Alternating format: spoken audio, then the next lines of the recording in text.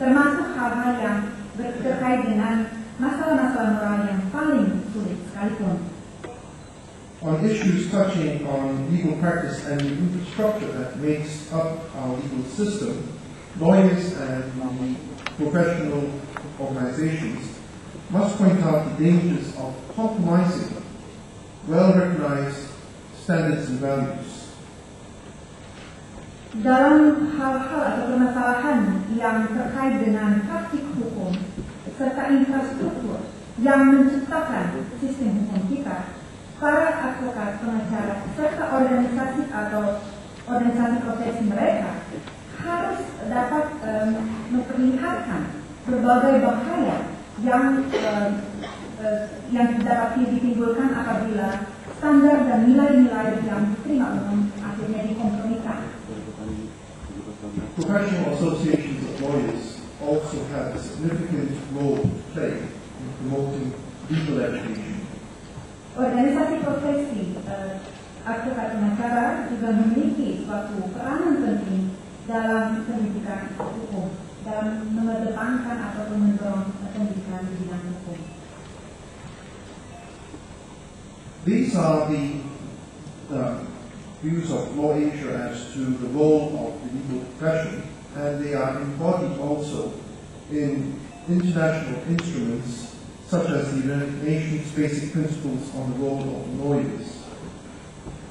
Inilah berbagai pendapat atau pandangan dari Law Asia tentang peranan dari profesi hukum, yang mana juga tercermin dalam berbagai dokumen PBB internasional seperti misalnya United Nations Basic Principles on the Role of Lawyers atau asas PBB tentang peranan para pengacara dan advokat.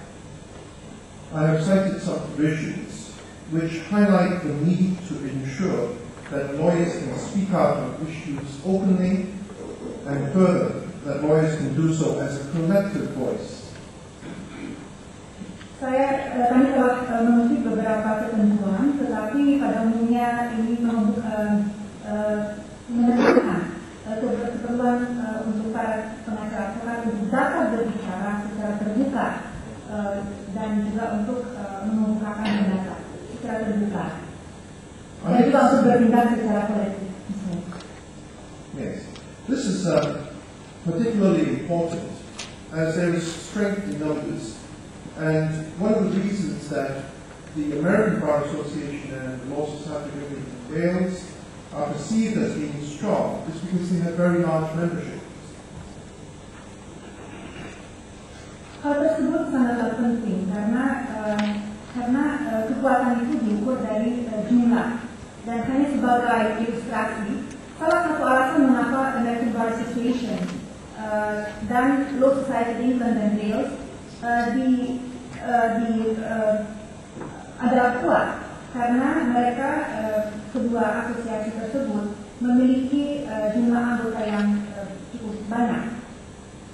Likewise, the best interests of every country will be well served if its professional association of lawyers has a big membership base. Demikian pula halnya, kepentingan terbaik dari masing-masing negara akan terpenuhi dengan baik apabila organisasi profesi pengacara advokat memiliki jumlah anggota yang besar. Your Honor, I know the complex history of the legal profession in Indonesia, and I have been briefed by lawyers on both sides of the court. Yang mulia, saya mencatat sejarah kompleks dari profesi hukum di Indonesia, dan saya telah diberikan briefing oleh para pengacara ataupun advokat dari kedua pihak. However, I do not profess to speak for any party here. Kendati demikian, saya tidak hendak berbicara atas atau untuk pihak manapun juga saat ini. Law Asia is neutral in this litigation and cannot say whether there should be a single professional association of lawyers in any jurisdiction, including Indonesia. Dalam perkara ini, Law Asia bersifat netral dan tidak dapat mengatakan apakah diperlukan atau tidak diperlukan sebuah organisasi profesi advokat tunggal dalam suatu jurisdiksi tertentu, termasuk di Indonesia. Nor can lawyers should take any position on the question of mandatory membership of the Professional Association of Lawyers in Indonesia. Demikian pula halnya Asia tidak dapat tidak mengambil sikap mengenai masalah kewajiban menjadi anggota dari suatu organisasi profesi advokat di Indonesia. I do express some personal views though, and while I recognize the fundamental rights and freedoms, I also see that there are often limits on such fundamental rights and freedoms. Namun demikian, saya ingin mengemukakan beberapa pendapat pribadi, dan meskipun saya mengakui hak-hak dan kebebasan-kebebasan asasi tertentu, saya juga melihat bahwa seringkali terdapat kebebasan ataupun terhadap hak-hak dan kebebasan asasi tersebut. For instance, on the freedom of speech, we have laws relating to defamation and restrictions that are consistent with norms relating to obscenity.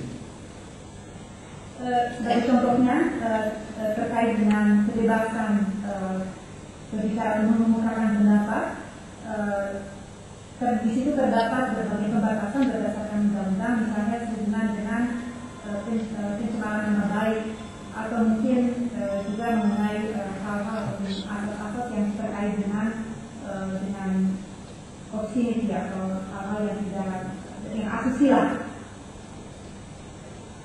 From my experience, courts, in assessing the limits that should be made on such freedoms, courts must consider what can be reasonably justified.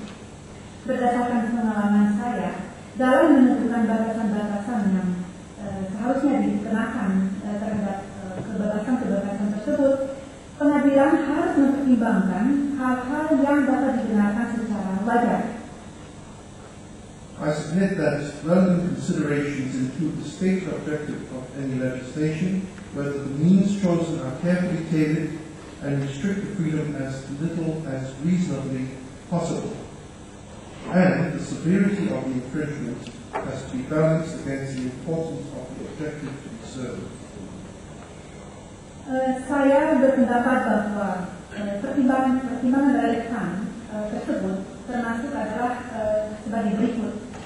Pertama, mengenai tujuan dari sebuah peraturan perundang-undangan, apakah cara-cara yang telah ditentukan telah dibentuk ataupun disesuaikan dengan seksama, dan seharusnya kebebasan yang bersangkutan itu dibatasi sedikit mungkin secara wajar, serta harus memastikan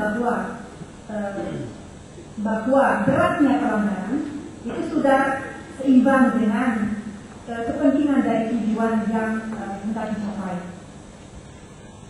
There can be important societal considerations for any infringement of fundamental freedoms, and the considerations in each society differ from those in another.